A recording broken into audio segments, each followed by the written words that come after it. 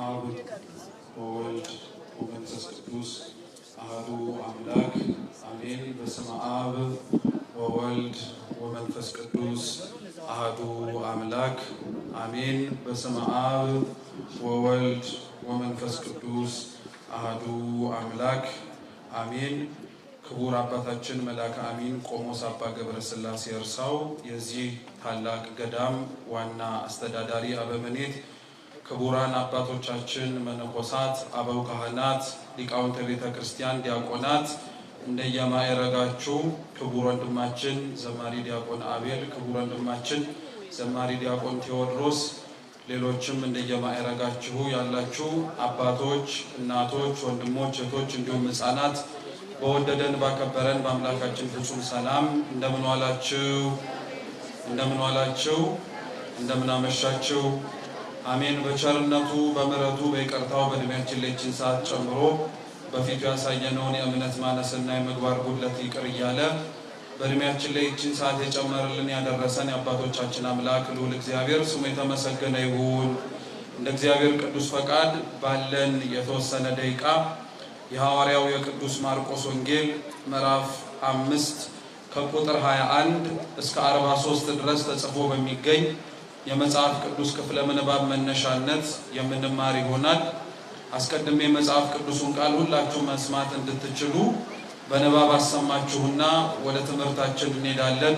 እግዚአብሔር ከሁላችን ጋር ይሁን። ኢየሱስም ደግሞ በታንኳይቱ ወደ ማዶ ከተሻገረ በኋላ ብዙ ሰዎች ወደ እርሱ ተሰበሰቡ። በባሕርም አጠገብ ነበረ። ኢያኢሮስ የተባለ ከምኵራብ አለቆች አንዱ መጣ። ባየውም ጊዜ በእግሩ ላይ ወደቀና ታናሺቱ ልጄ ልትሞት ቀርባለችና እንድትድንና በሕይወት እንድትኖር መጥተህ እጅህን ጫንባት ብሎ አጥብቆ ለመነው። ከእርሱም ጋር ሄደ። ብዙ ሕዝብም ተከትለው አጋፉትም። ከ12 ዓመት ጀምሮ ደም የሚፈሳት ሴት ነበረች። ከብዙ ባለመድኃኒቶችም ብዙ ተሰቃየች። ገንዘቧንም ሁሉ ከስራ ባሰባት እንጂ ምንም አልተጠቀመችም። የኢየሱስንም ወሬ ሰምታ በስተኋላው በሰዎች መካከል መጥታ ልብሱን ዳሰሰች። ልብሱን ብቻ የዳሰስኩ እንደሆነ ድናለሁ ብላለችና። ወዲያውም የደሟ ምንጭ ደረቀ። ከስቃዩም እንደዳነች በሰውነቷ አወቀች። ወዲያውም ኢየሱስ ከእርሱ ኃይል እንደወጣ በገዛ ራሱ አውቆ በሕዝቡ መካከል ዘወር ብሎ ልብሴን የዳሰሰ ማን ነው አለ። ደቀ መዛሙርቱም ሕዝቡ ሲጋፋህ እያየህ ማን ዳሰሰኝ ትላለህን አሉት። ይህንም ያደረገችውን ለማየት ዘወር ብሎ ይመለከት ነበር። ሴቲቱ ግን የተደረገላትን ስላወቀች እየፈራች እየተንቀጠቀጠች መጥታ በፊቱ ተደፋች። እውነቱንም ሁሉ ነገረችው። እርሱም ልጄ ሆይ እምነትሽ አድኖሻል፣ በሰላም ሂጂ፣ ከስቃይሽም ተፈወሺ አላት። እርሱም ገና ሲናገር ከምኵራብ አለቃው ቤት ዘንድ የመጡት ልጅ ሞታለች፣ ስለምን መምህሩን አሁን ታደክመዋለህ አሉት። ኢየሱስ ግን የተናገሩትን ቃል አድምጦ ለምኵራቡ አለቃ እመን ብቻ እንጂ አትፍራ አለው። ከጴጥሮስም ከያዕቆብም ከያዕቆብ ወንድም ከዮሐንስ በቀር ማንም እንዲከተለው አልፈቀደም። ወደ ምኵራቡም አለቃ ቤትም መጥቶ ብዙ ሰዎች ሲንጫጩና ሲያለቅሱ ዋይታም ሲያበዙ አይቶ ስለምን ትንጫጫላችሁ ታለቅሳላችሁ? ብላቴናይቱ ተኝታለች እንጂ አልሞተችም አላቸው። በጣምም ሳቁበት። እርሱ ግን ሁሉን አስወጥቶ የብላቴናይቱን አባትና እናት ከእርሱ ጋር የነበሩትንም ይዞ ብላቴናይቱ ወዳለችበት ገባ። ጣሊታ ቁሚ አላት። ፍቹም አንቺ ብላቴና ተነሺ ልሻለሁ ነው። ብላቴናይቱም የ12 ዓመት ልጅ ነበረችና ወዲያው ቆማ ተመላለሰች። ወዲያውም ታላቅ መገረም ተገረሙ። ይህንም ማንም እንዳያውቅ አጥብቆ አዟቸው የምትበላውን ስጧት አላቸው ይላል። ስለ ቅዱስ ቃሉ የአምላካችን ስም የተመሰገነ ይሁን። ቁጥር 43 ላይ ባለው ኃይለ ቃል መነሻነት ለአጭር ደቂቃ በተነበበው ቅዱስ መጽሐፍ ወንጌል መነሻነት እንማራለን። የትምህርታችን ርዕስ የምትበላውን ስጧት። እስኪ የምትበላውን በሉ ስጧት። እስኪ ድገሙት። የምትበላውን ስጧት። የምትበላውን ስጧት። በዚህ ርዕስ መነሻነት እንማራለን። እንዲያስተምረን እንዲመክረን ከላይ ከሰማይ የሚወርደውንም ዝናብ ለድህነት ለምህረት እንዲያደርግልን የእርሱ አምላካችን ቅዱስ ፈቃድ ይሁንልን። የሐዋርያው የቅዱስ ማርቆስ ወንጌል ምዕራፍ 5 ከቁጥር 21 ጀምሮ ተነቦና ተጽፎ የምናገኘው ጌታችን መድኃኒታችን ኢየሱስ ክርስቶስ በዚህ ምድር ላይ ከፈጸማቸው ገቢረ ተአምራቶች መካከል አንዱ ነው። ቅዱስ ወንጌል ማለትም የማቴዎስ፣ የማርቆስ፣ የሉቃስ እና የዮሐንስ ወንጌል ምንም እንኳን በጸሐፊዎች የተጻፈባቸው ዘመን እና የተጻፉበት ዓላማ ቢለያይም እነዚህ አራት ወንጌላት ግን በሶስት ነገር ይመሳሰላሉ። የመጀመሪያው አራቱም ወንጌላት ስለ ጌታችን ስለ ኢየሱስ ክርስቶስ ታሪክ ያስተምራሉ። አምላካችን በምድር ላይ በቆየበት የ33 ዓመት ቆይታው ውስጥ ምን እንዳደረገ በምን አይነት ሁኔታ በእኛ መካከል እንደተመላለሰ አራቱም ወንጌላት ላይ ተጽፎ የሚገኝ እውነታ ነው። ሁለተኛው ቅዱስ ወንጌል የሚናገረውና ተጽፎ የምናገኘው ደግሞ በውስጡ ጌታችን ያስተማራቸውን ትምህርቶችና አምላካችን የፈጸማቸውን ተአምራቶች ናቸው። በእርግጥ ክርስቶስ ያስተማረው ትምህርትም ተአምር ነው፣ ተአምሩም ራሱ ትምህርት ነው። እኛ በተለምዶ የክርስቶስን ተአምራት እንደ ትምህርት ላንወስዳቸው እንችላለን እንጂ አምላካችን በእጁ የሚዳስሳቸው በአንደበቱ ተናግሮ እንዲፈወሱ የሚያደርጋቸው በሙሉ ሰዎች ከሚነገረውና ከተደረገላቸው ተአምራቶች በስተጀርባ ጌታችን ኢየሱስ ክርስቶስ ቆሞ እንደሚያስተምረው ተቀምጦም እንደሚናገረው ሁሉ ትምህርት ሰጪ ናቸው። ሶስተኛው በወንጌል በአራቱም ተጽፎ የሚገኘው ደግሞ የአምላካችን የኢየሱስ ክርስቶስ የማዳን ስራው ነው። መሞቱ፣ መሰቀሉ፣ ከሙታን መካከል መነሳቱ በአራቱም ወንጌላት ተጽፎ የምናገኘው ስራ ነው። በቅዱስ ማርቆስ ወንጌል ታዲያ ተጽፎ ከምናገኛቸው ከጌታችን ከኢየሱስ ክርስቶስ ተአምራቶች መካከል አንዱ አሁን እኛ ያነበብነው አንድ ኢያይሮስ ተብሎ የሚጠራ የአይሁድ የምኩራብ ሹም የሞተች ልጅ ማስነሳቱንና 12 ዓመት ደም ይፈሳት የነበረችዋን ሴት ደግሞ የደም ምንጯን ማድረቁንና መፈወሱ ነው። ሁለቱም ተአምራት በምክንያት ነው አንድ ጊዜ ላይ በአንድ ሁኔታ ተጽፎ የምናገኛቸው። ታሪኩ ሲነገር እንደሰማችሁት አምላካችን ኢየሱስ ክርስቶስ በጣም ብዙ ሰዎች በነበረበት ስፍራና ዙሪያ እንደተሰበሰቡ ይነገራል። ክርስቶስ በሚያስተምርበት በሚውልበት በሚያድርበት ምክንያት ቅዱስ ወንጌል እንደሚነግረን ከሆነ በስፍራዎች ውስጥ የሚሰበሰቡት ሰዎች በአምስት ምክንያት ይሰበሰቡ ነበር። በስንት ምክንያት? በአምስት ምክንያት። አንዳንዶች ክርስቶስ የነበረበት ቦታ ላይ ይመጡ የነበሩት ቃሉን ለመስማት፣ ለመለወጥ፣ ለመስተካከል ነው። ለዛ ነው ክርስቶስ ካስተማራቸው ህዝቦች መካከል በሌሎች ምክንያት የተሰበሰቡት በሙሉ የልባቸው ሲሞላና የጠየቁት ሲደርስላቸው ተበትነው ሲሄዱ 120 ቤተሰቦች ግን ከጌታችን ከኢየሱስ ክርስቶስ ከመጀመሪያው እስከ ፍጻሜው ድረስ ዘልቀዋል። አንዳንዶች ክርስቶስ የነበረበት ቦታ ላይ ደግሞ ይመጡ የነበሩት ምግብና መጠጥን ፈልገው ነው። አንዳንዶች ክርስቶስ የነበረበት ቦታ ላይ ይመጡ የነበሩት ውበት ደምግባቱን ለማየት ነው። ሌሎች ክርስቶስ የነበረበት ስፍራ ላይ ይመጡ የነበሩት ተአምራት ፈልገው ነው።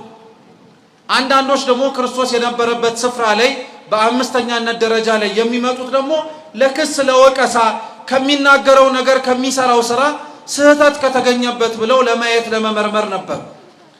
ያኔ ክርስቶስን የሚከተሉት ሰዎች በእነዚህ በአምስት ምክንያት እንደሚሰበሰቡት ሁሉ ክርስቲያኖች ዛሬም ጌታችን ኢየሱስ ክርስቶስ ባለበት ቤተ መቅደስ በእነዚህ አምስት ምክንያቶች እዚህ ያለንም በየትኛውም ቤተክርስቲያን ውስጥ የምንገኝ ሰዎች እንመጣለን።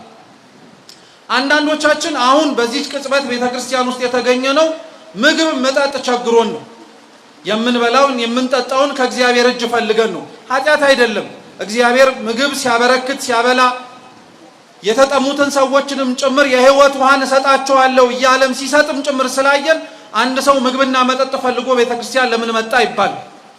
አንዳንዶቻችን ቤተክርስቲያን ውስጥ አሁን በዚህ ቅጽበት ተሰብስበን የምንገኘው ደግሞ ተአምራትን ፈልገን ነው። እግዚአብሔር ካልሆነ በቀር እርሱ ሊፈታው የሚችለው ቋጠሮ ብቻ እንዳለ አውቀን ለእመቤታችን ልንነግር ልንማጸን እሷን መፍትሄ ስጭን ልንል የመጣን ሰዎች አለ። አንዳንዶች አሁን እዚህ ቅጽበት ላይ ያለነው ደግሞ የመጣንበት ምክንያት ለክስ ለወቀሳ መተን ልንሆን እንችላለን። አያድርግብን እንጂ ከሚናገሩት ነገር ምን ስህተት እናገኛለን፣ ከሚያወሩትስ ነገር ምን ነቀፌታ ሊገኝበት ይችላል ብሎ የሚጠይቅም ሰው አይጠፋም።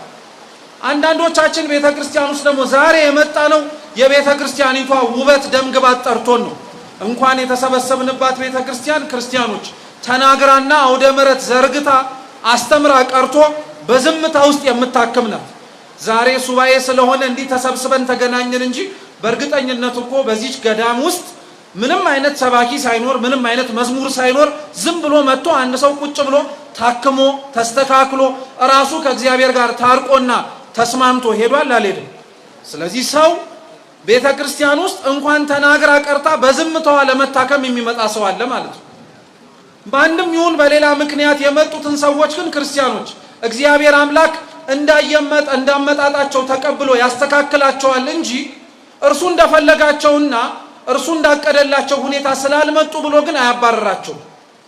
ልብ ብላችሁ ስሙ ክርስቲያኖች። ከነዚህ ከተሰበሰቡት ሰዎች መካከል እግዚአብሔር አምላክ ቢደክምባቸው ቢያስተምርባቸው ለውጥ አምጥተው ተስተካክለው ከሱ ጋር እስከ መጨረሻው ድረስ አብረውት የሚዘልቁት እነማን እንደሆኑ ያውቃል። 12ቱ ሐዋርያት፣ 36ቱ ቅዱሳት አንስትና 72ቱ አርድእት ናቸው። ሌሎቹ የመጡበት ዓላማ ሲሳካላቸው ተመልሰው እንኳን ወደሱ እንደማይመጡ ያውቃል። የበሉት የጠጡት ሲጠግቡ አይመጡም። ተአምር የፈለጉት ሲደረግላቸው ረስተውት ነው የሚሄዱት። ለክስ ለወቀሳም የመጡት ምንም ምክንያት ባያገኙ ይሄዳሉ። ሌሎችም እንደያመጣጣቸው ይሄዳሉ። እግዚአብሔር ግን ሁሉንም እንደያመጣጣቸው ተቀበላቸው እንጂ እኔ ገና ለገና ስላልተለወጣችሁና ቃሌንም ሰምታችሁ ስላልተስተካከላችሁ እንዳላያችሁ አላለ። ዛሬ ቤተክርስቲያን ውስጥ ክርስቲያኖች እንደያመጣጣችን እግዚአብሔር የሚቀበለን በየትኛውም በኩል ብንመጣ ቤተክርስቲያን ደጅ ውስጥ ከገባን በኋላ እርሱ በምን ምክንያት ጸንተን መቆምና ላንወጣ እንዴት አድርገን መተከል እንደምንችል ስለሚያውቅ ሊያስተካክለን ነው እንጂ እንዲሁ እንደመጣንበት እንድንቀጥል አይደለም። እየሰማችሁኝ ነው? ቅዱስ ባስልዮስ ዘቂሳርያ ምን ይላል? የእግዚአብሔር ፍቅር ሁሉን ተቀባይ ነው ይላል። እስኪ የእግዚአብሔር ፍቅር በሉ።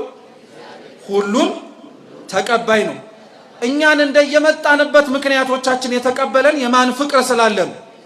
ቅዱስ ባስልዮስ ግን እንዲህ ብሎ ያስጠነቅቃል። ልብ ብላችሁ ስሙ። የእግዚአብሔር ፍቅር ተቀባይ ነው ካለ በኋላ የእግዚአብሔር ፍቅር ግን ልዩ የሚያደርገው መቀበል ብቻ ሳይሆን ከተቀበላችሁ በኋላ የሚያስተካክል ፍቅርን ያለው ይላል። ሰው እንደየምናምኑ መቀበል ነው እንጂ ሰው እንደየምናምኑ መውደድ ነው እንጂ ይላል። እግዚአብሔር እንደምናምናችን ሊወደን ይችላል። ከዛ በኋላ ግን ፍቅሩ ያስተካክለናል። እግዚአብሔር ሁላችንም በፍቅሩ ያስተካክለን። ብዙ ሕዝብ በዚህ ምክንያት ይከተለው ይሰበሰብ ነበር። ኢያኢሮስ ታዲያ የምኩራብ አለቃ ሹም ነው የተባለው። ብዙ ሰዎች ሲሰበሰቡ አየና ክርስቶስ የነበረበት ቦታ ላይ ሄደ። ኢያኢሮስ የምኩራብ ሹም ነው ማለት ምኩራብ ተብሎ የሚጠራው የአይሁድ ቤተ ጸሎት የነቢያት መጽሐፍት የሚነበብበት፣ ሰንበት የሚከበርበት፣ ሌሎችም ማህበራዊ ጉዳዮቻቸውን የሚያደርጉበት ስፍራ አለቃ ነው ማለት ነው። በተዘዋዋሪም የምኩራብ አለቃ ነው ኢያኢሮስ ማለት የአይሁድ መካከል ውስጥ የሚኖር ሰው አንድ ነው ማለት ነው። ምኩራብ ውስጥ የሚኖሩ አይሁድ፣ ቤተ መቅደስ ውስጥ የሚኖሩ አይሁድ አንድ የሚያመሳስላቸው ነገር ቢኖር ክርስቶስን አለመውደድ፣ ክርስቶስን ለመግደል መፈለግ ነው። ኢያኢሮስ ታዲያ አይገርማችሁም? ክርስቶስን ከሚገሉት ሰዎች መካከል ሆኖ ክርስቶስን ከሚጠሉት ማህበረሰብ መካከል አንደኛ መሪና አለቃ ሆኖ ክርስቶስን ለመፈለግ ሄደ። የምትኖሩበት ቦታ የምትኖሩበት ህይወት ያለንበት ሁኔታ ለእግዚአብሔርና ለእርሱ አምልኮ ምቹ ላይሆን ይችላል። ቦታውና ሁኔታዎች ያልተመቹት እንጂ እኛ እንደዛ ስለሆነን አለመመቸት እንችላለን ማለት አይደለም። ብዙዎቻችን መሆን የሚጠበቅብንን ላለመሆን ምክንያቶች አድርገን ከምንዘረዝራቸው ነገሮች መካከል ቀዳሚውን ስፍራ የሚይዘው ኑሯችን፣ ህይወታችን፣ ቤታችን፣ ወዳጆቻችን፣ በዙሪያችን ላይ ያለንበት ኃላፊነትም ጭምር ሊሆን ይችላል። ኢያኢሮስ የነዛ ሁሉ ኃላፊነቶችና በነዛ ሁሉ ምክንያቶች ውስጥ ሆኖ ክርስቶስ ጋር ለመሄድ ግን ምክንያት አልሆነበትም ነበር። ወደ ኋላ ለመዘግየት የነበረበት ስፍራ ላይ ሄደ። እንደ ምኩራብ ሹም አለቃነቱም ደግሞ ወደ ኋላ ላያስብለው የሚችሉ ብዙ ምክንያቶችንም ትቶ ኢያኢሮስ ተጠጋና ክርስቶስን ልጄ በጠና ታማብኛለች አለው። እስኪ ልጄ በሉ እንጂ በጠና ታማብኛለች፣ እጅህን ጭነህ ፈውሳት። ኢያኢሮስ የመጣበት ምክንያት ያንን ሁሉ ሰንሰለቶችና ላያስቀርበው የሚችለውን ምክንያት በሙሉ ሰብሮ እግዚአብሔር ፊት የቆመበት ምክንያት ምኑ ስለታመመችበት ነው።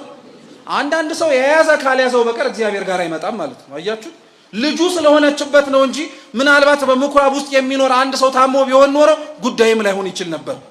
አንዳንዶቻችን እግዚአብሔር ልንመጣበት የምንችልበትን ምክንያት ሊሰጠን ሲል በዙሪያችን ላይ ያሉ በጣም ቅርብ የሆኑን በጣም ለኛ ትልቅ ቦታ የምንሰጣቸውን ሰዎች ጤናቸውን ሊያሳጣቸው ይችላል። እርሱ ብቻ ካልሆነ መልስ ሊሰጣቸው የማይችል ማንም እንደሌለ እንድናምን ያደርገን። በእርግጠኝነት በዚህ ጊዜ ውስጥና በዚህ ሰዓት ውስጥ እናቱ፣ አባቱ፣ ልጁ፣ እህቱ፣ ሚስቱ ታሞ የመጣ ሰው እኮ አይጠፋም። ለምን ሆነብኝ ብሎ ሊጠይቅ ማለት ነው። ኢያኢሮስም ልጁ ስለሆነችበት መጣ። ጌታችን ኢየሱስ ክርስቶስም ታዲያ ናሺ ወደ ቤት አብረን እንሂድ አለ። ቅዱስ ዮሐንስ አፈወርቅ ምን ይላል? ከክርስቶስ ሁለት ነገሮችን መማር ትችላላችሁ ይላል። አንደኛው ከክርስቶስ መማር የምትችሉት ፍቅሩን ነው ይላል። እስኪ ፍቅሩን በሉ። ኢያኢሮስ እንዳልኳችሁ ምንም እንኳን ልጁ የታመመችበት አንድ ሰው ቢሆንም ያ ኢያኢሮስ ግን በጣም የሚያሳዝነው ክርስቶስን ከሚጠሉት ሰዎች መካከል አለቃቸው ሆኖ ይኖር የነበረ ሰው ነው። ክርስቶስ ልጅ የታመመችብኝ ብሎ ሲጣራና ሲናገር ሊያዳምጥበት የሚችል በቂ ምክንያት አለው። እግዚአብሔርን አለመውደዱ ራሱ አንዱ ስለሆነ እግዚአብሔር ግን ኢያኢሮስ ሳይፈልግ መምጣቱን አማራጭ አጥቶ የመጨረሻው ምርጫው ሆኖ ክርስቶስ ጋር መወድቆ መለመኑን አይቶ ሳትፈልገኝ ስለመጣ ብዙ ነገሮችን ሞክረህ የመጨረሻ አማራጭህ ማድረግ ስለተጠጋኝ አልሰማህም አላለውም ይላል ቅዱስ ዮሐንስ አፈወርቅ። እንዲያውም ድክመቱን ሊያክምለት ህመሙንም ጭምር ሊያስታግስለት ፈጥኖ አብረን ወደ ቤት እንሂድ አለው እንጂ ይላል። እግዚአብሔር ለአንዳንዶቻችን ከምርጫዎቻችን መካከል አንዱ ነው እንጂ የመጀመሪያው ላይሆን እኮ ይችላል። ክርስቲያኖች ብለነው ሲሰለቸን እኮ ነው የምንመጣው። አቅቶን ከአቅማችን በላይ ሲሆን እግዚአብሔር ለሱ የሚሳነው ነገር የለም እንላለን ይሆናል እንጂ ስንጀምር ገና ጉዞን ለእግዚአብሔር የሚሳነው ነገር የለም ብለን የምንጀምር እኮ በጣም ጥቂት ሰዎች ነው። እግዚአብሔር ሁላችንን ልብ ያስተካክልልን። ስለዚህ ኢያኢሮስ የማይሰማበት ምክንያት ነበረው፣ ክርስቶስ ግን አዳመጠው ይላል ዮሐንስ አፈወርቅ። ቀጠለና አሁንም ክርስቶስን ትህትናውን ተመልከቱት ይላል። ኢያኢሮስ ልጄ ታማብኛለች አይደለም ያለው፣ እጅህን ጫንባትና ምን ታረጋለች ነው ያለው። እየሰማችሁ? እጅህን ጫንባትና ምን ታረጋለች ነው ያለው? ትድናለች ነው ያለው። እስኪ እናንተ እንደ አንድ ታማሚ እንዳለበት ሰው አያምጣ አያድርስ እንጂ አዳምጡና መልሱልኝ። እናንተ ሐኪም ቤት ሄዳችሁ የታመመውን ሰው ይዛችሁ ሄዳችሁ ሐኪሙን አክመው አድንልኝ እባክን የምትሉት እንጂ መርፌ ወጋው ጠብታ አድርግለት ትላላችሁ? ለነገሩ የኛ ማህበረሰብ ይላል ታውቃላችሁ አይደል? ሐኪም ጋር ሄዶ ራሱ ሐኪሙ እንዴት ማከም እንዳለበት ይነግረው። እንዲህ አርግለት፣ ከዚህ በፊት ሲመጣ እገሌ ታክሞ እንዲህ ሲሆን አይቼ ነበር ይላል። እና ዮሐንስ አፈወርቅ ምን ይላል?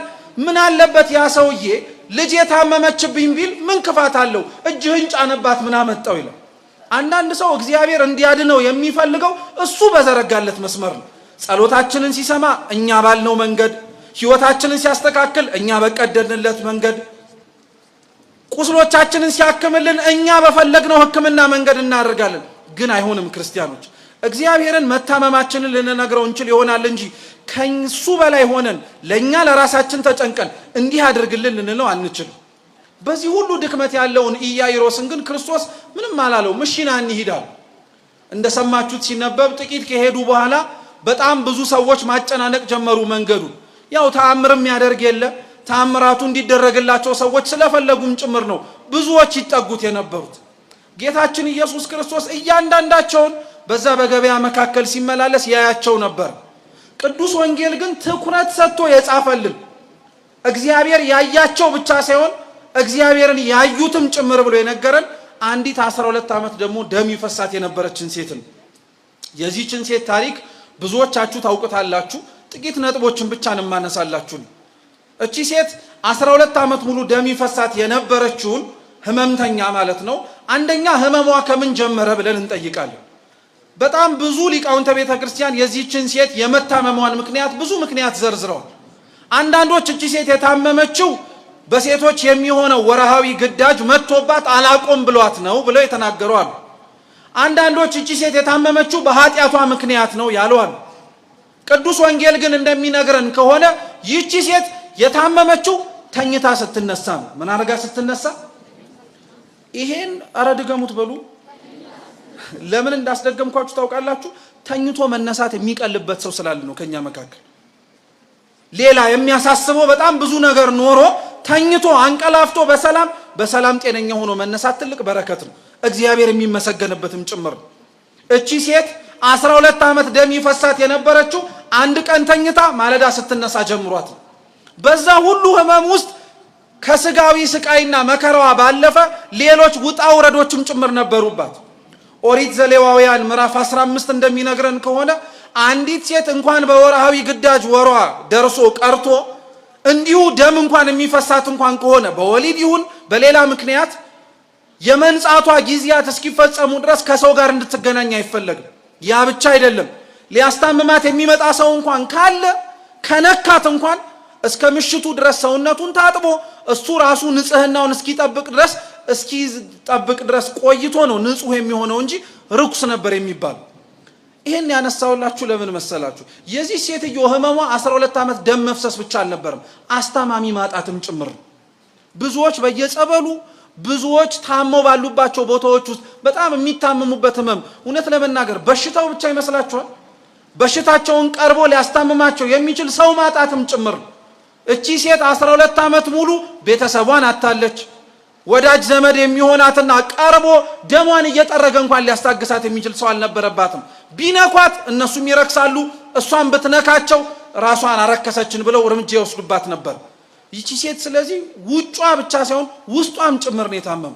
ብዙ ክርስቲያኖች ነው የምላችሁ፣ እውነቴን ነው የምነግራችሁ፣ በስጋቸው ሲራመዱ ጤነኛ የሚመስሉ በህይወታቸው ሲኖሩ ሞልቶ ተርፏቸው ለሌላው ማድረግንም ጭምር ያልተቸገሩ ሊኖሩ ይችላሉ። ውስጣቸው ግን የእውነት የታመሙ ሰዎች አሉ።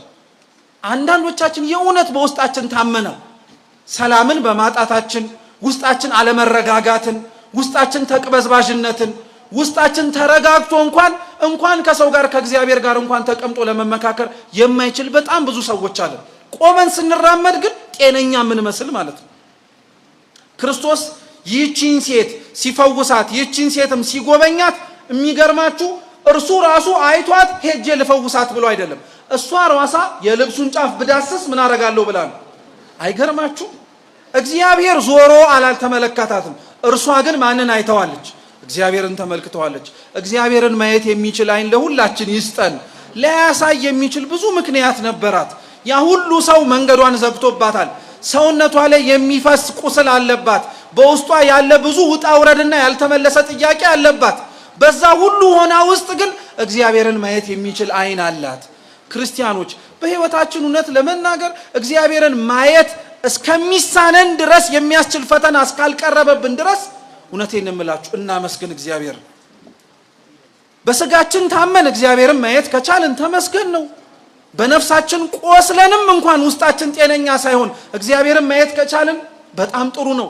ሰው እግዚአብሔር ፊት ላይ ያስቀርበን የሚችል እንኳን ብዙ ጣውረድ ኖሮን አምላካችንን ማየት ከቻልን ተመስገን ነው።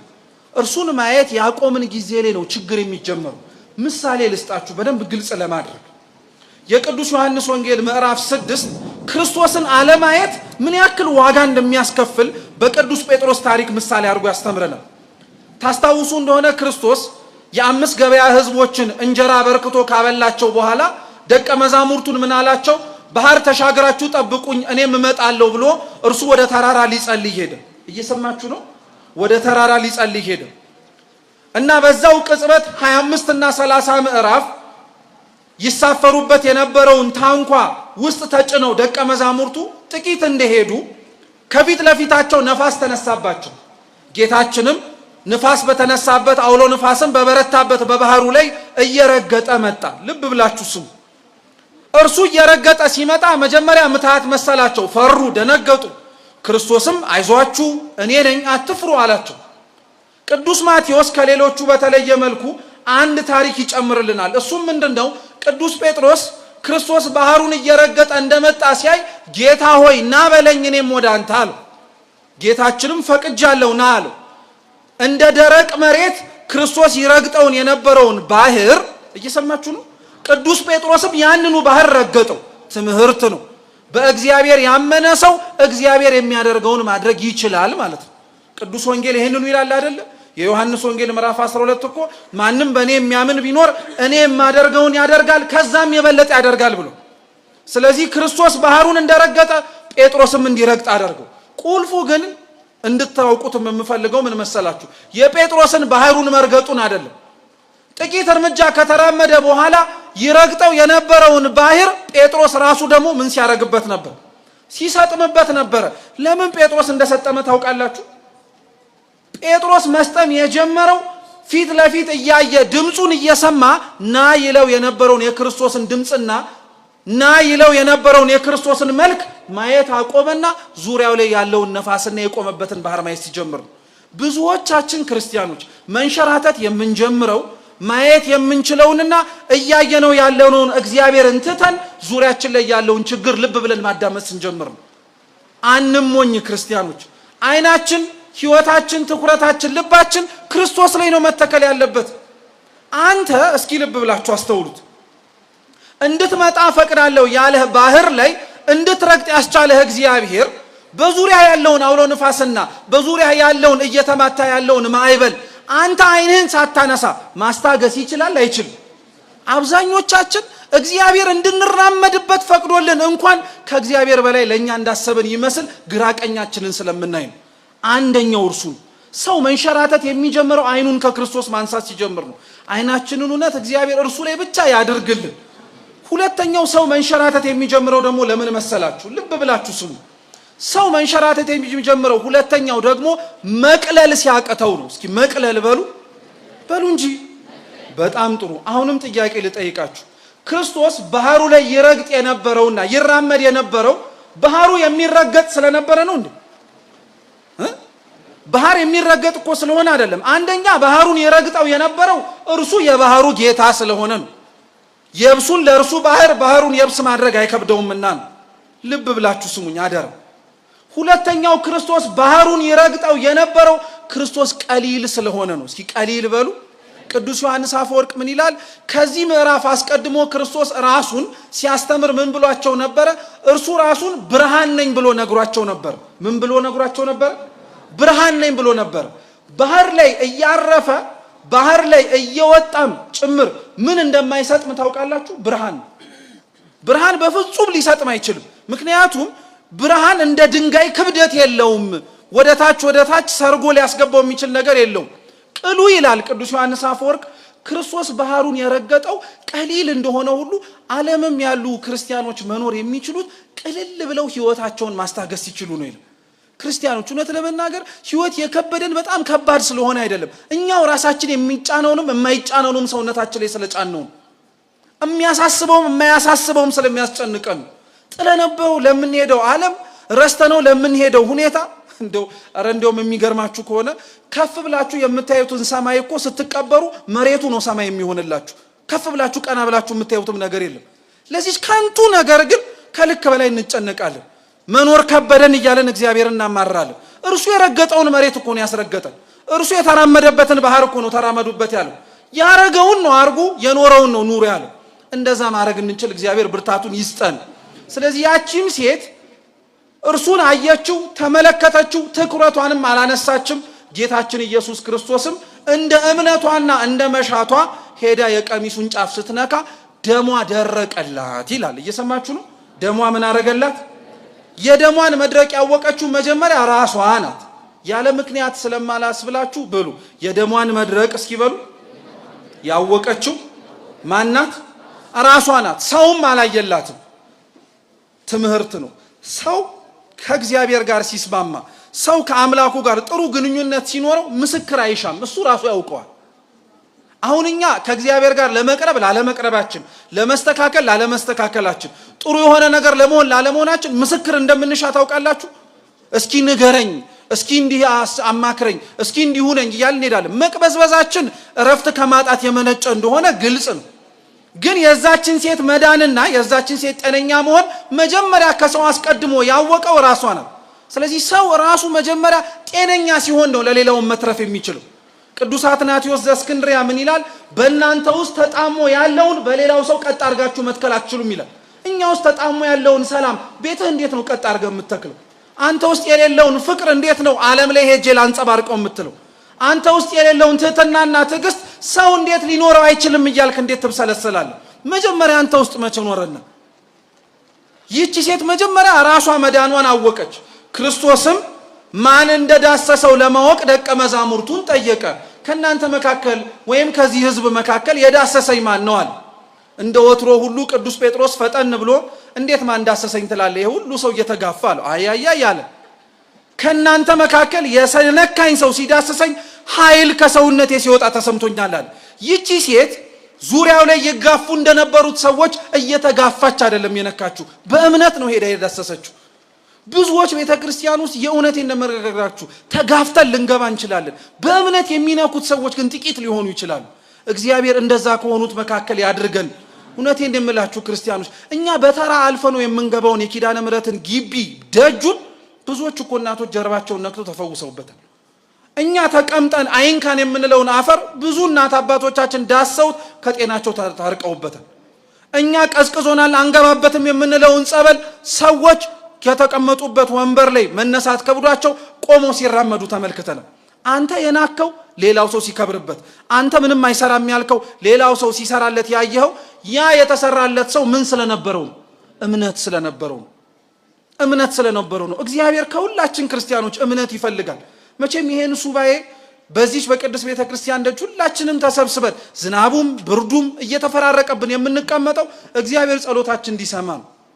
ምናልባት የአንዳንዶቻችን የሚፈስ ደም አይኖረን እንጂ ከዘመናት በላይ እየፈሰሰ አልደርቅ ያለ ኃጢአት አለን። እውነት ነው። እግዚአብሔር ካልሆነ በቀር ሊያደርቀው የማይችል ማለት ነው። እርሱ እንዲያደርቅልን የምንፈልግ ሆነ እርሱ ያደርቅልናልም ብለን ደግሞ ቤተክርስቲያን ውስጥ ከመጣን ከኛ የሚጠበቅብን የመጀመሪያው ነገር ክርስቲያኖች ማመን ነው። ይህቺ ሴት በጣም የምትገርማችሁ ታዲያ የልብሱን ጫፍ ነክታ ከዳሰሰችው በኋላ ከተፈወሰች በኋላ ክርስቶስም ኃይል ከሰውነቴ ወጣ ብሎ ከተናገረ በኋላ እርሷ ግን ምን ስታረግ እንደሆነ ታውቃላችሁ? የተገኘችው አፍራ ተንቀጥቅጣ ዝም ብላን የተገኘችው። እስኪ አፍራ በሉ። ይሄ ታውቃላችሁ ቅዱስ ጎርጎርዮስ ዘኑሲስ ምን ይላል? የአንድ እግዚአብሔር ፊት የሚቆም ነፍስ ሊኖረው የሚገባው ነገር ነው ይላል። ሰው እግዚአብሔር ፊት ሲቆም መፍራት አለበት። ደጁን ስለገባንበትና ስለወጣንበት ስለተከፈተልን ብቻ ድፍረት አይጸናወተን። አመቱን ሙሉ ለመግባት እግዚአብሔር እጅሉን ፈቅዶ ምናልባት 20 ዓመት 30 ዓመት እዚህ ሱባኤ የገባው የኖርኩኝ ሰው አለው ልትሉ ትችላላችሁ። ይኖራልም ጭምር። በዛ ዘመናት ውስጥ ግን ያልተቋረጠ ፍርሃት ሊኖረን ያስፈልጋል። የእግዚአብሔር ደጅ ስለተከፈተ አይናቅም ክርስቲያኖች። ስጋው ደሙ ስለተሰጠ አገኘዋለሁ ተብሎ አይዘበትበትም። ፍርሃት ያስፈልገዋል እግዚአብሔር ደጅ ሰው ሲቆም። መፈራት የክርስቲያኖች የመጀመሪያው ነገር ነው። መጽሐፍስ የጥበብ ሁሉ መጀመሪያ ማንን መፍራት ነው የሚል። ስለዚህ ሰው እግዚአብሔር ፊት በነፍሱ በስጋውም ሲቆም መፍራት አለበት። ቅዳሴ እንኳን ስታስቀድሱ ገባሬ ሰናይ ዲያቆኑ ፊቱን በመስቀሉ የሚሸፍነው ለምን እንደሆነ ታውቃላችሁ? ትንቢተ ኢሳይያስ ምዕራፍ 6 ላይ የሰማይ መላእክት እግዚአብሔር ፊት ሲቆሙ በሁለቱ ክንፋቸው ፊታቸውን ይሸፍናሉ። ማን በህሊና ተመራምሮ አንተን ይደርስብሃል? ማንስ እግዚአብሔር አንተን ፊት ለፊት ቆሞ ያይሃል ብሎ እኮ ነው። ዲያቆኑ እኛን አፍሮ አይደለም እኮ ፊቱን በመስቀሉ የሚሸፍነው። ማን ከእግዚአብሔር ፊት መቆም ይችላል የሚለውን ፍርሃት ውስጣችን እንዲንጸባረቅ ነው። እግዚአብሔርን መፍራት እንድንችል በቸርነቱ ይርዳን። ሁለተኛ ተንቀጠቀጠች አለ። እግዚአብሔር የሚፈራ ብቻ አይደለም ሲቆም የሚንቀጠቀጥለትም ጭምር አምላክ ነው። ብዙ ሰው እግዚአብሔርን ሊያምነው ይችላል። እዚህ ውስጥ ማን ይንቀጠቀጥለት ይኖር ይሆናል? ታውቃላችሁ? ሐዋርያው ቅዱስ ያዕቆብ በመልእክቱ ስለ አጋንንት እምነት ሲናገር ስራ መጉደላቸውን ይናገራል። እምነታቸውን ግን ሲናገር ያምናሉ ይንቀጠቀጣሉም ጭምር ነው የሚለው። ማንኛ መካከል እግዚአብሔር ፊት የሚንቀጠቀጣለ? መድፈራችን ሳያንስ እኮ የቆመው እንኳን የሰውነታችን ጉልበት እንኳን ለመንበርከክ የሚያስቸግረን ሰዎች አለን። እግዚአብሔር የሚንቀጠቀጡለት የሚፈሩት አምላክ ነው። ሶስተኛ ደግሞ እግዚአብሔር በዝምታ የሚመለክ አምላክ ነው። በምን የሚመለክ አልኳችሁ? በዝምታ። በየቀኑ የሚቀደሰውን የእመቤታችንን ቅዳሴ ሀዳፌ ነፍሱን ታስታውሱታላችሁ። እንግዲህ እንደ ማርያም አርምሞንና ትዕግስትን ገንዘብ እናድርግ ይላል። እስኪ እንደ ማርያም በሉ። አርምሞንና ትዕግስትን ምን እናርግ? ገንዘብ እናርግ። አርምሞ የሚባለው ይላሉ ሲተረጉሙ ሊቃውንቱ የአፍ ነው ይላሉ። ትዕግስት ግን የሚባለው የልብ ነው። ክርስቲያን ዝም ማለት ያለበት በአፉም በልቡም ነው። ብዙ ሰው የአፍ ዝምታው አያቀተውም፣ የልብ ዝምታው ግን ይከብዳል። ክርስቲያኖች በአፋችን ዝም ብለን በልባችን ብዙ አጉረምርመናል እግዚአብሔር ፊት። በአፋችን ዝም ብለን በልባችን ግን ብዙ እግዚአብሔርን ተናገረነዋልም ጭምር። አፋችንንም ልባችንንም እግዚአብሔር ዝም ያሰኝልን። ስለዚህ ዝም አለች፣ ፈራች፣ ተንቀጠቀጠች። ክርስቶስም አያትና ምን አላት? ልጄ ሆይ እምነትሽ አድኖሻል፣ በሰላም ሂጂ አላት። በቃ ማመኗን አየ፣ መፍራቷን አየ፣ መንቀጥቀጧን ተመለከተ። ከዚህ በላይ ለአንድ ነፍስ እግዚአብሔር ፊት ቆሞ ድህነትን ለሚፈልግ ፈውስን ለሚፈልግ ምንም ሊኖረው ስለማይችል እምነትሽ አድኖሻል ሂጂ አላት። ቅዱስ ኤፍሬም ሶርያዊ ምን ይላል መሰላችሁ? ይህቺ ሴት ስትመጣ አፏ ተዘግቶ ማህፀኗ ደም እየፈሰሳት ነበረ። ከሱ ግን ተጠግታ ስትሄድ የማህፀኗ ደም ደርቆ አፏን ለምስጋና ከፍቶላት ሄዳል። እግዚአብሔር ሁላችንን የመጣንበትን መልስ መልሶልን ለምስጋና ለመውጣት ያስችለን። ስለዚህ ክርስቶስ ፈወሳት፣ አዳናት፣ ይቅርታውን፣ ምህረቱን፣ ቸርነቱን ሰጣት። ይህንን ሁሉ ለዚህ ሴት ግን ሲያደርግላት ክርስቲያኖች ዋናው ዓላማውና ሐሳቡ ሆና ሳይሆን እግረ መንገዱን አግኝቷት ነው። ምኑን አግኝቷት? አረ መልሱ። እግረ መንገዱን ነው የተነሳበት ዓላማ። የኢያይሮስን ልጅ ለማዳን ነው። እግረ መንገዱን ሲሄድ ነው እቺን ሴት ያገኛት። ምን ማለት መሰላችሁ ክርስቲያኖች? ምናልባት የተሰበሰብንባት የቤተ ክርስቲያን ደጅ ውስጥ በእምነት የመጣ ሰው ሊኖር ይችላል፣ አለም ጭምር። እግዚአብሔር አምላክ የነዛን የአማንያኑን ጸሎት ለመስማት በረድኤት በቸርነት ወደ ምድር ሲወርድ ማመን ተስኗቸው እየተጠራጠሩ ጉድለታቸውን ግን እንዲሞላላቸው እግዚአብሔርን እየተማጸኑ ያሉትንም ሰዎች እግረ መንገዳቸውን ይፈውሳቸዋል። እግዚአብሔር ክርስቲያኖች እግረ መንገድ አይጣችሁ። እውነቴን እንደምላችሁ እግረ መንገድ አይጣችሁ።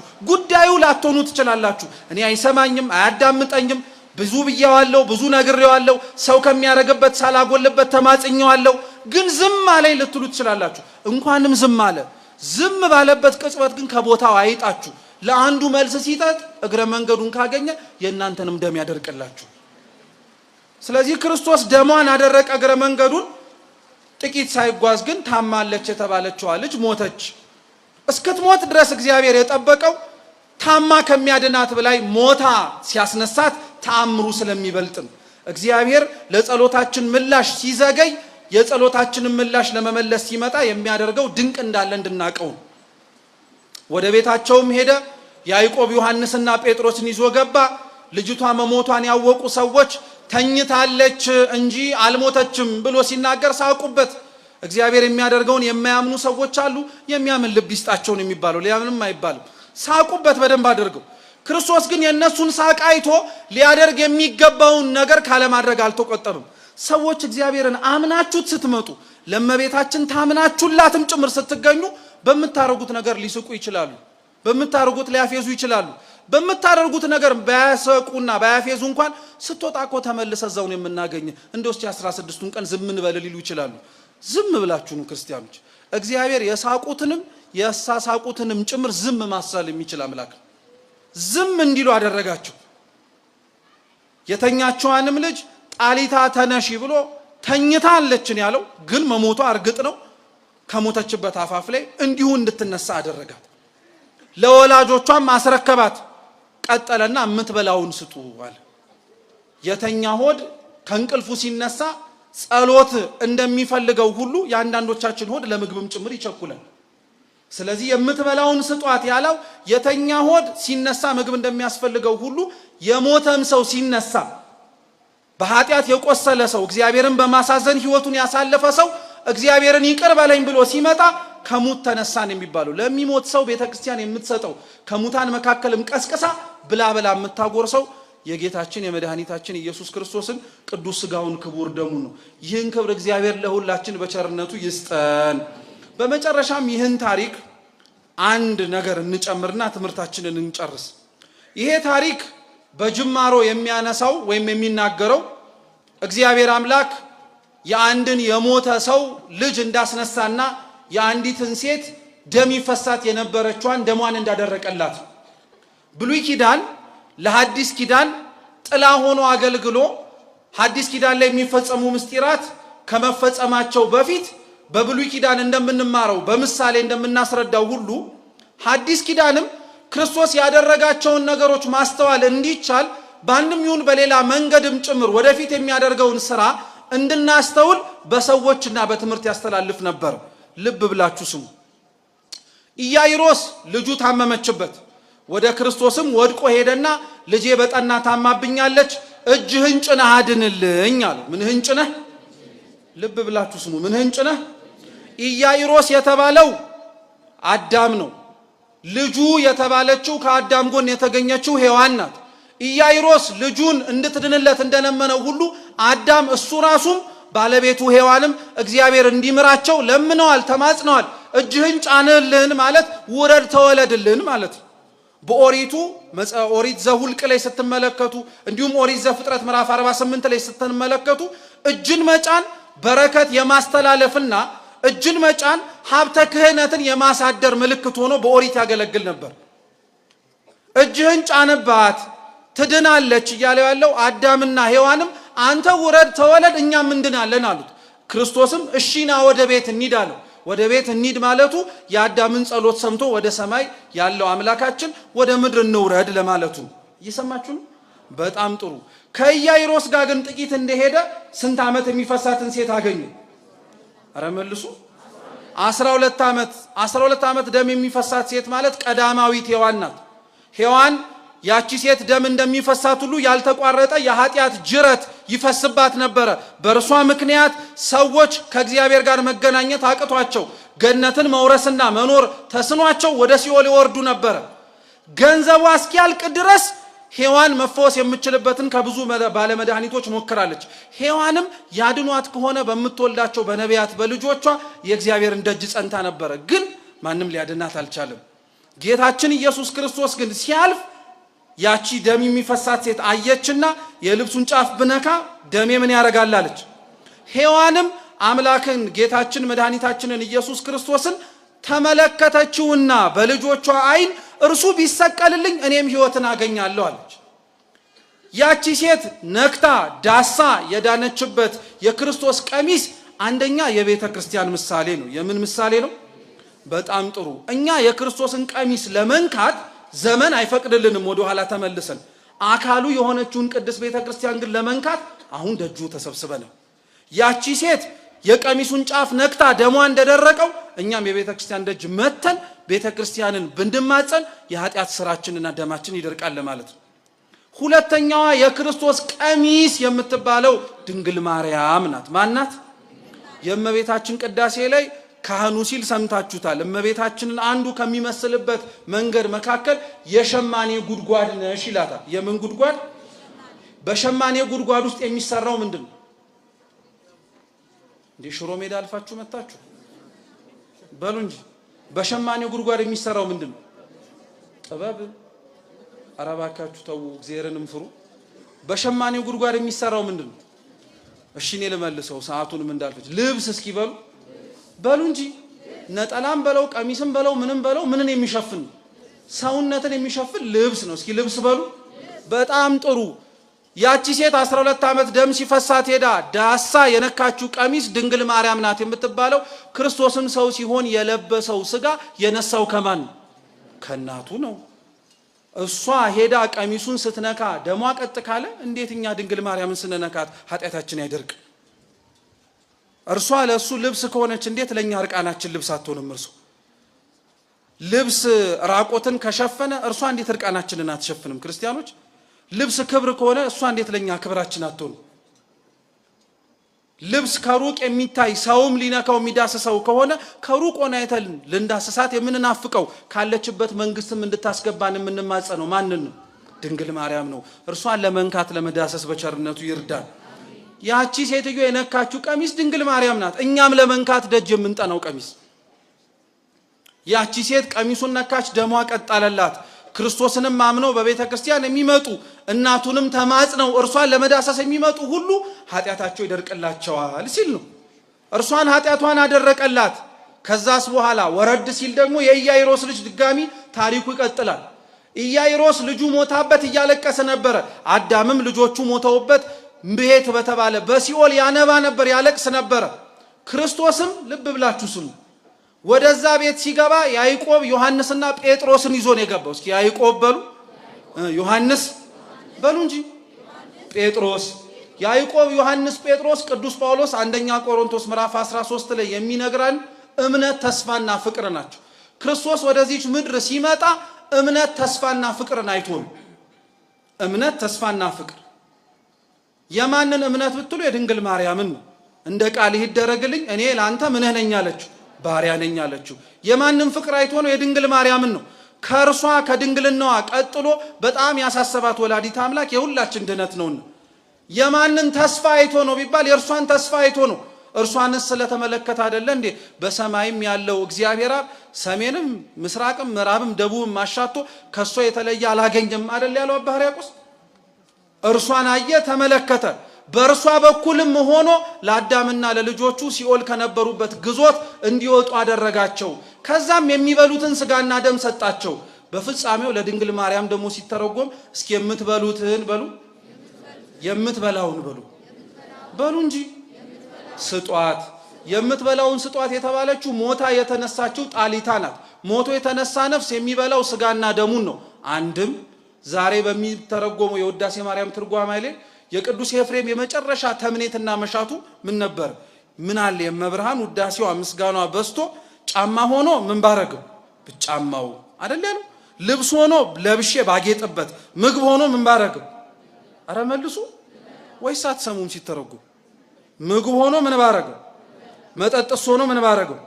እምትበላውን ስጧት ማለት ኃጢአት አቁስሎት እግዚአብሔር እንዲፈውሰው የመጣም ነፍስ ያለው እግዚአብሔር እንዲነሳበት የሚሰጠው ምግብና መጠጥ የእናቱን ምስጋና ነው። እንደ ቀላል እንዳንመለከተው የእርሷን ውዳሴ ቅዳሴ ሲተረጎም ስንጸልየው ክርስቲያኖች የሞትን እኛ ከኃጢአትም ኃጢአት